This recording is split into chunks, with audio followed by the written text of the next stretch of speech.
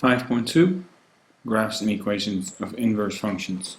So a theorem says that the graph of a function and the graph of its inverse are symmetric with respect to the line y equals x. You can see in here what we're trying to say with that. So if you keep in mind that one of the things that we use to define an inverse is that we're going to switch x's and y's, then you can see that if AB is on there, then BA must be the inverse of that, and it's the mirror through the line y equals x. And part of that is that y equals x is its own inverse, because if y and x would switch, you would just get x equals y, and you get that back again. This is what it would look like if it's more like a curve. So if you look at the original in blue, the inverse is in red, then you can see that, if you go perpendicular across the line y equals x, then you get the inverse function. So, okay? If you are asked to graph the inverse function and you have a picture, then I would just swap x's and y's. So 1, 4 is on there, then 4, 1 must be on there. So 1, 2, 3, because I didn't make this long enough, so that's 4. So 4, 1 is on my inverse. Negative 1, 0 becomes 0, negative 1.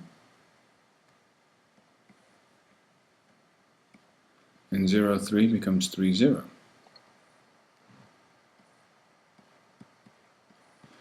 And then I think I should be able to do this with straight lines. And you can see that if you were to mirror that sort of in the line y equals x, that it works. Okay, finding an inverse and then graph both of them on the same axis or the coordinate. So here are the steps. The first part is replace f of x with y. Okay, and sort of the reason we're doing that is so that we can then probably, let's see, step 2 is probably going to tell us to swap x's and y's. No, that's in step 1. So it says swap. So then that's the inverse. However, it looked better if this was, in terms of y equals. So how do I do that? Well, just solve for it. So x minus 1 is a negative 1/3 times y. So the inverse will be, I'm going to use the reciprocal, so it's a negative 3 over 1, which is just a negative 3 times x minus 1. So that's the inverse function. That's one way of writing it. We could write it this way, we could distribute it, so negative 3x plus 3. So different ways you can write that. It says here, check the result by showing that the inverse of f of x is equals x, and then f of the inverse of x equals x. I usually skip that step. You can, if I ask you to verify an inverse, then that's what you would do. So I would say this is more for verifying. It's like, when you solve an equation, you don't always plug the x back in to make sure that it works. Okay, and it did ask us to graph it on the same coordinate system, right? So plus 1 is, let's do this one in blue. So the original one goes through 1, right there. Then it's down 1 and over 1, 2, 3 for the slope. So there's the inverse, there's the original function. And then the inverse in red goes through positive 3, so 1, 2, 3. And then, what does it say, in negative 3? So it's down 1, 2, 3, and over 1. So there's the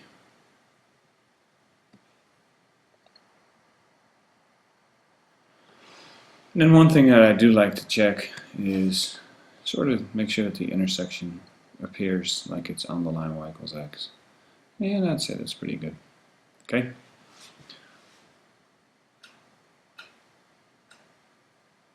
So procedures for finding the inverse of a one-to-one function. So keep in mind we need it to be a one-to-one function, otherwise you can't swap x's and y's. So this basically says what we just did up there, and then keep in mind that I don't really do that step, so I don't think you need to do it either. I guess I should have just deleted it. So we'll do it right now. Don't do that one. Okay, we're going to find the inverse one more time.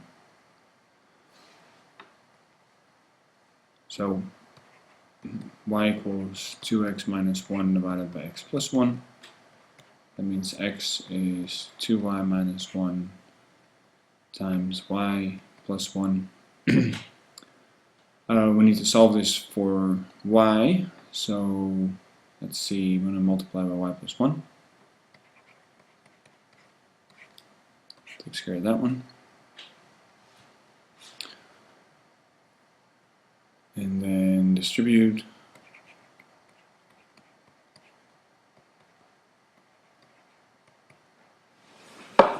And then everything with a y should be on the same side, so we'll do the x plus 1 on this side, and then it's 2y minus yx, and then the y's are common, so we can factor that out, so it would be y times, oh sorry, not equals, I'm ahead of myself, so we get 2 minus x equals x plus 1. And then finally the inverse is x plus 1 divided by 2 minus x. Okay. And I guess we should write it as an inverse. What are the vertical and horizontal asymptotes for the original and for the inverse? So the original function, let's see, it has a vertical asymptote at x plus 1 can equal 0, so x cannot equal a negative 1. And the horizontal asymptote is going to be at, well, it's 2 over 1 because it's the same degrees, so it's just 2x divided by x, which is 2. So the horizontal asymptote is going to be y equals 2. If you look at the inverse function, then the vertical asymptote is going to be at 2 minus x can equal 0, so 2 can equal x. And the horizontal asymptotes would be x over negative x. Keep in mind that you need the leading coefficients, so the horizontal asymptote here, we would do that x divided by a negative x, which is a negative 1. So y equals a negative 1. Okay. Now notice something here, so the vertical asymptote is at x equals 2. Original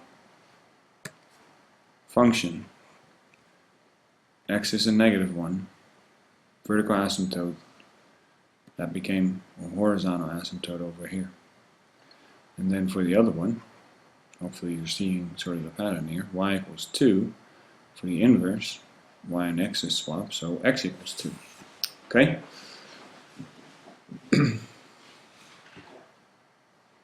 We use that kind of thinking we also use that if we are interested in finding the domain and the range, for example, for a given function. So let me double check, I think that's the function that we just worked with, so it is 2x minus 1 over x plus 1.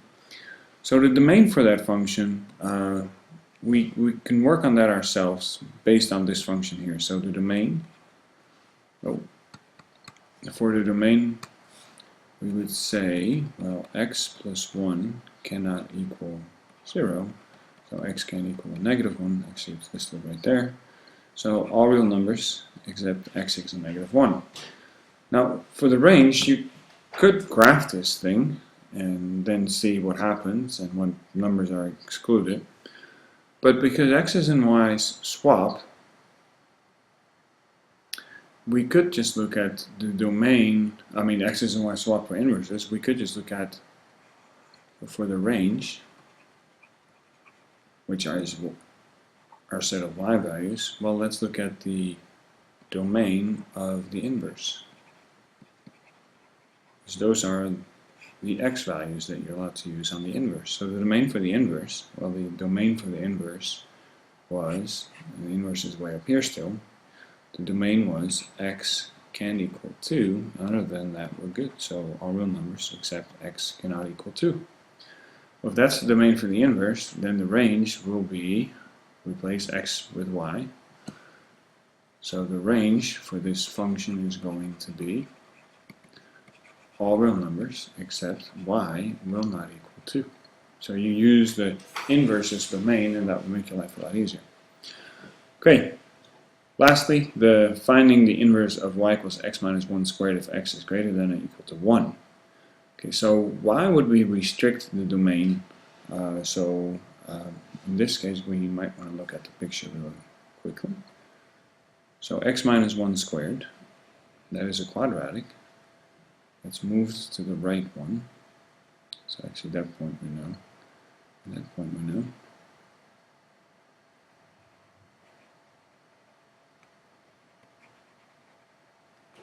And so why do we have to restrict the domain? Well, if we didn't restrict the domain, we would not pass the vertical line test. So 2 intersections. However, if you only look at x's that are greater than 1, so if you say, well, x is greater than or equal to 1, then this side of the graph no longer matters. So this side of the graph, we can actually just sort of delete that. I'll have to redraw my axis, but if you just look at, that side of the graph now, then this would have an inverse. And on this one you can sort of actually see what's going to happen. The line y equals x would run like this a little bit, so this dot is going to be here. And then 1, 2, 1 becomes 1, 2, so 1, 2 is over here. You can sort of already see what you're getting. So what should the inverse of a quadratic probably be? Well, if I have an x squared equals 4, the inverse would be whatever we need to do to this to undo it. So the square root function would do that, right? So we could write plus or minus 2 after taking the square root. So the inverse is going to be a square root function. How would you? Which one is it? Well, swap x's and y's.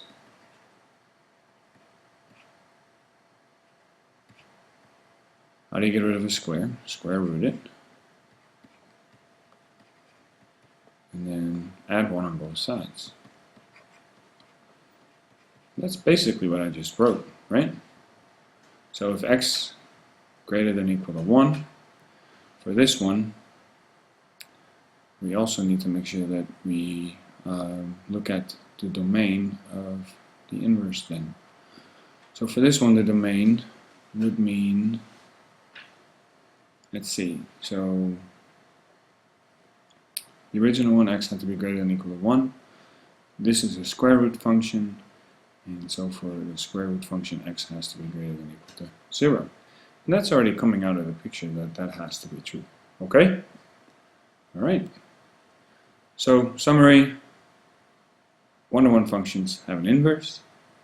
The domain of the original is the range of the inverse, and vice versa. The range of the original function is the domain of the inverse.